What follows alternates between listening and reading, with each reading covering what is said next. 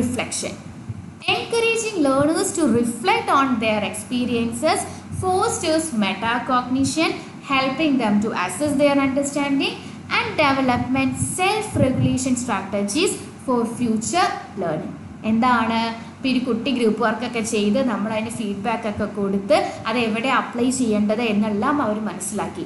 അങ്ങനെ മനസ്സിലാക്കിയിട്ടുണ്ടെങ്കിൽ നമ്മൾ അവരോട് പറയുക, നിങ്ങളിപ്പോൾ ഈ പഠിച്ച കാര്യങ്ങളൊക്കെ എന്ത് ചെയ്യുക, ഒന്നും കൂടി നല്ല രീതിയിൽ സ്വയം ഒന്ന് ചിന്തിച്ച് നോക്കുക. മെറ്റാകോഗ്നിഷൻ എന്ന് പറഞ്ഞിട്ടുണ്ടെങ്കിൽ നമ്മുടെ ആ ഒരു സ്വയം ചിന്തിക്കാനുള്ള കഴിവിനെയാണ് പറയുന്നത്.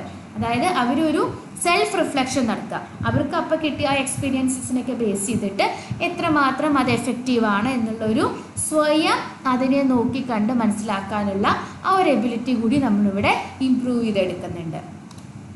അതേപോലെ തന്നെ ഈ ആക്റ്റീവ് ലേണിംഗ് പോസിബിൾ ആക്കാൻ വേണ്ടിയിട്ട് വെറൈറ്റി ഓഫ് മെത്തേഡ്സ് ഉണ്ട്.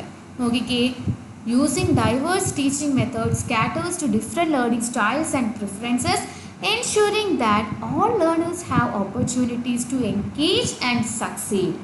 അപ്പോൾ എന്താണ്, നമ്മൾ എല്ലാ ദിവസവും ക്ലാസ് പോയിട്ട് ഗ്രൂപ്പ് വർക്ക് തന്നെ ഒരു ഗ്രൂപ്പ് ആക്കിയിട്ട് ഗ്രൂപ്പ് വർക്ക് കൊടുത്താൽ കുട്ടികൾക്ക് മടുക്കും. അല്ലെങ്കിൽ എല്ലാ ദിവസവും നമ്മൾ ഡിസ്കഷൻ മാത്രം ചെയ്തിട്ടുണ്ടെങ്കിൽ കുട്ടികൾക്ക് അതൊരു എന്താ പറയുക ബോറിംഗ് ആയിട്ടുള്ള കാര്യമായിട്ടേ തോന്നുള്ളൂ. അപ്പോൾ എന്താ നമ്മൾ ചെയ്യേണ്ടത്, ഡിഫറെൻറ്റ് ആയിട്ടുള്ള ആക്ടിവിറ്റീസ് ഇംപ്ലിമെൻറ്റ് ചെയ്യാൻ നോക്കുക. കുറച്ച് എക്സാമ്പിൾസ് ആയിട്ട് പറയുന്നത് തിങ്ക് പെയർ ഷെയർ, അതൊരു ആക്ടിവിറ്റിയാണ്. എന്താ നോക്കി നോക്കാം. Students ponder the answers to a question and then share their thoughts with their fellow members. എന്താ, കുറേ ക്വസ്റ്റ്യൻസ് ചോദിക്കുന്ന സമയത്ത് കുട്ടികൾ അതിൻ്റെ ഉത്തരം പറയും. അതേപോലെ തന്നെ അവരുടെ ഒപ്പമുള്ള കുട്ടികളായിട്ട് അതുമായി ബന്ധപ്പെട്ട കാര്യങ്ങൾ എന്ത് ചെയ്യുക, ഷെയർ ചെയ്യുക. ക്വസ്റ്റ്യൻ ചോദിക്കുമ്പോൾ അവർ തിങ്ക് ചെയ്യുക, അത് കഴിഞ്ഞിട്ട് ഒപ്പമുള്ള ആളുമായിട്ട് പെയർ ചെയ്യുക, അവർക്ക് കിട്ടിയ കാര്യങ്ങൾ ഷെയർ ചെയ്യുക. തിങ്ക് പെയർ ഷെയർ, തിങ്ക് ചെയ്യുക, പെയർ ചെയ്യുക, അത് ഷെയർ ചെയ്യുക. ഓക്കെ, ദെൻ റോൾ പ്ലേയിങ്, അതും നമുക്കറിയുന്ന കാര്യമാണ്. Students look at the topic from the perspective of a character who will affect and be affected by the chosen topic.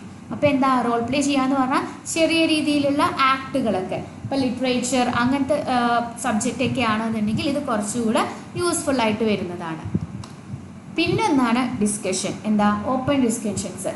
Teacher മാത്രം കാര്യം പറയാതെ കുട്ടികളെ കൊണ്ടും അതിനെ അവർക്ക് അറിയുന്ന ചെറിയ ടോപ്പിക്കൊക്കെ ആണെങ്കിൽ അവരുടെ സജഷൻസും അവരുടെ എന്താ പറയുക ആ ഒരു ടോപ്പിക്കിനെ കുറിച്ചിട്ടുള്ള കാര്യങ്ങളൊക്കെ അവരുടെ കയ്യിൽ നിന്നും നമ്മൾ കളക്ട് ചെയ്യുക, ഡിസ്കഷൻസ് പ്രൊമോട്ട് ചെയ്യുക. Okay, the teacher should place correctly framed questions before his students for promoting successful discussion in the class. Such questions should promote higher order thinking or problem solving questions. Okay, ഒരു കാര്യം പഠിപ്പിച്ചിട്ടുണ്ടെങ്കിൽ question ചോദിക്കുക, discuss ചെയ്യുക. Then problem solving using real data. The important aspect of this technique is to use a variety of data to explore answers for scientific questions. അതായത് നമ്മുടെ കയ്യിലുള്ള ഒരുപാട് datas വെച്ചിട്ട് നമുക്ക് കുറച്ചും കൂടി ഒരു ആപ്ലിക്കേഷൻ ലെവലിലേക്കുള്ള ക്വസ്റ്റ്യൻസിനെ സോൾവ് ചെയ്യാം. ഓക്കെ, പിന്നെ game based learning. In this technique, students are pitted against each other and either through some competitive learning exercise or seeking solutions for computer simulations. എന്താ അവർ ചെയ്യുന്നത്, നമ്മുടെ കുട്ടികളെ എല്ലാം പരസ്പരം അങ്ങോട്ടും ഇങ്ങോട്ടും ഒരു കളി നമ്മൾ ഗെയിംസിലൂടെ പഠിപ്പിക്കുക. അതിപ്പോൾ കമ്പ്യൂട്ടർ ആണെങ്കിലും അതെ, കമ്പ്യൂട്ടർ ഗെയിംസ് ആണെങ്കിലും അതെ, അല്ലാത്ത രീതിയിലാണെങ്കിലും അതെ, എന്താണ് ചെറിയ ചെറിയ ലേണിംഗ് എക്സസൈസുകളൊക്കെ കൊടുത്ത് ഒരു ഗെയിം, ഒരു കളിയായിട്ട്, പഠനം കളിയിലൂടെ എന്ന് പറയുന്ന പോലെ ഒരു എന്താ പറയുക ഗെയിം ബേസ്ഡ് ആയിട്ട് നമ്മൾ കാര്യങ്ങൾ പഠിപ്പിച്ചു കൊടുക്കുക. പിന്നെ യൂസിങ് ദ ജിക്സോ പസിൽ. നമുക്കറിയാം ജിക്സോ എന്ന് പറഞ്ഞിട്ടുണ്ടെങ്കിൽ എന്താണ്, കുറേ കുഞ്ഞു കുഞ്ഞു പീസസ് ഉണ്ടായിരിക്കും, അതൊക്കെ അങ്ങോട്ടും ഇങ്ങോട്ടും നമ്മൾ കണക്ട് ചെയ്ത് യോജിപ്പിച്ച് ആ രീതിയിലൊക്കെ ജിക്സോ പോലെ കാര്യങ്ങൾ പഠിപ്പിക്കാം. പിന്നെ peer review. Each student could be asked to review and comment on the learning materials prepared by their classmates, such as essay, written, models and other learning aids developed, etc. Okay, അപ്പോൾ എന്താ പറയുന്നത്, peer review എന്ന് പറഞ്ഞിട്ടുണ്ടെങ്കിൽ നമ്മുടെ ഒപ്പമുള്ളവർ തന്നെ കുട്ടികൾ നമ്മൾ ഉണ്ടാക്കിയിട്ടുള്ള കാര്യങ്ങളെ റിവ്യൂ ചെയ്തെടുക്കുക. ഇപ്പോൾ സ്റ്റുഡൻസിന് ഒരു പ്രോജക്റ്റ് ചെയ്യാൻ പറയുക, അല്ലെങ്കിൽ അവരോട് ഒരു എസ്സേ ചെയ്യാൻ പറയുക, എന്നിട്ട് അവരുടെ ഫ്രണ്ട്സിനോട് അതിനെ അസസ് ചെയ്യാനോ അല്ലെങ്കിൽ ഇവാലുവേറ്റ് ചെയ്യാനൊക്കെ പറയാം. ഓക്കെ, പരസ്പരം അങ്ങോട്ടും ഇങ്ങോട്ടും അവർ ചെയ്ത കാര്യങ്ങൾ അസസ് ചെയ്ത് ഇവാലുവേറ്റ് ചെയ്ത് കൊണ്ടുപോകുക. ഓക്കെ, അപ്പോൾ ഇത്രയും കാര്യങ്ങളാണ് നമ്മുടെ ഏതിൽ വരുന്നത്, ആക്റ്റീവ് ലേണിങ്ങിൽ വരുന്നത്. അപ്പോൾ ഞാൻ തുടക്കത്തിൽ പറഞ്ഞ പോലെ തന്നെ ഒരു കൺഫ്യൂഷൻ ഉണ്ടാവാൻ ചാൻസ് ഉണ്ട് ആക്റ്റീവ് ലേണിങ്ങും മീനിങ് ഫുൾ ലേണിങ്ങും തമ്മിലുള്ള ഡിഫറൻസ് എന്താണെന്നുള്ളത്. ഒരു കുഞ്ഞ് എക്സാമ്പിൾ വെച്ചിട്ട് പറഞ്ഞുതരാം.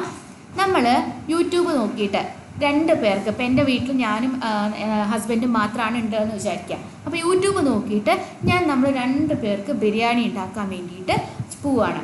അവർ പറയുന്ന പോലെ തന്നെ അതേ കണക്കിൽ നമ്മുടെ മസാലാസും ചിക്കനും റൈസും എല്ലാം നല്ലപോലെ സെയിം ക്വാണ്ടിറ്റിയിൽ എടുത്ത് യൂട്യൂബ് നോക്കി ഞാൻ എന്ത് ചെയ്യാണ്, ഒരു ബിരിയാണി 2 പേർക്ക് ഉണ്ടാക്കുകയാണ്. ഓഫ് കോഴ്സ് നമ്മളത് ചെയ്യുന്നത് കൊണ്ട് തന്നെ അതൊരു എന്താണ്, ആക്റ്റീവ് ലേണിംഗ് ആണ്. ഞാൻ ബിരിയാണി കടയിൽ പോയി വാങ്ങില്ല ചെയ്ത്, ഞാൻ സ്വയം ഈ കണക്കും കാര്യങ്ങളൊക്കെ നോക്കി ഉണ്ടാക്കുകയാണ് ചെയ്യുന്നത്. അതുകൊണ്ട് അതൊരു ആക്റ്റീവ് ലേണിംഗ് ആണ്. ചെയ്തു നോക്കുന്നത് കൊണ്ട് ആക്റ്റീവ് ലേണിംഗ് ആണ്. ഓക്കെ, ഇനി ഇതെങ്ങനെയാണ് മീനിങ് ഫുൾ ലേണിംഗ് ആയിട്ട് കണക്ട് ചെയ്യുന്നത് നോക്കാം. ഞാനിപ്പോൾ യൂട്യൂബ് നോക്കിയിട്ട് 2 പേർക്കുള്ള ബിരിയാണി ഉണ്ടാക്കാൻ പഠിച്ചത്. അപ്പോൾ നാളെ എൻ്റെ ഹസ്ബൻഡിൻ്റെ പാരൻസോ അല്ലെങ്കിൽ വേറെ ആരെങ്കിലും ഫ്രണ്ട്സോ ഒക്കെ വരികയാണെന്ന് വിളിച്ച് പറയാൻ വിചാരിക്കുക. അപ്പോൾ ഒരു 10 പേർക്ക് എനിക്ക് ഉണ്ടാക്കണം. ഞാൻ ചെയ്തത് 2 പേർക്കാണ്, ഇനി എനിക്ക് ചെയ്യാൻ പോകേണ്ടത് 10 പേർക്കുള്ള ബിരിയാണിയാണ്. ഓക്കെ, അപ്പോൾ ഈ 2 പേരുടെ ബിരിയാണിയുടെ കണക്ക് വെച്ച് 10 പേർക്ക് ബിരിയാണി ഉണ്ടാക്കാൻ എനിക്ക് പറ്റുമെന്നുണ്ടെങ്കിൽ അതൊരു മീനിങ് ഫുൾ ലേണിംഗ് ആണ്. അല്ല, 2 പേരുടെ വെച്ച് 2 പേർക്ക് മാത്രമേ എനിക്ക് ചെയ്യാൻ അറിയൂ, 10 പേർക്ക് ചെയ്യാൻ അറിയില്ല എന്നുണ്ടെങ്കിൽ അതൊരു റോട്ട് ലേണിംഗ് ആണ്. ക്ലിയർ ആയോ? അതായത് ആക്റ്റീവ് ലേണിംഗ് ആണെങ്കിലും അതിൽ തന്നെ നമ്മുടെ റോട്ട് ലേണിങ്ങും മീനിങ് ഫുൾ ലേണിങ്ങും വരും. നമ്മൾ ചെയ്തൊരു കാര്യം വേറൊരു സിറ്റുവേഷൻ വരുമ്പോൾ അപ്ലൈ ചെയ്യാൻ പറ്റുകയാണെങ്കിൽ അതിൽ മീനിങ് ഫുൾ ലേണിംഗ് ആണ് നടന്നിട്ടുണ്ട്. അല്ല, പഠിച്ച കാര്യം അതേപോലെ നമുക്ക് ചെയ്യാൻ പറ്റൂ എന്നുണ്ടെങ്കിൽ അത് എന്ന് പറയുന്നത് റോട്ട് ലേണിംഗ് ആണ്. ഡിഫറൻസ് മനസ്സിലായോ? ഈ 3 തമ്മിലുള്ള ഡിഫറൻസ് എന്ന് പറയുന്നത് ക്ലിയർ ആയി കാണുമെന്ന് ഞാൻ വിചാരിക്കുന്നു. അടുത്തതിലേക്ക് പോയാലോ?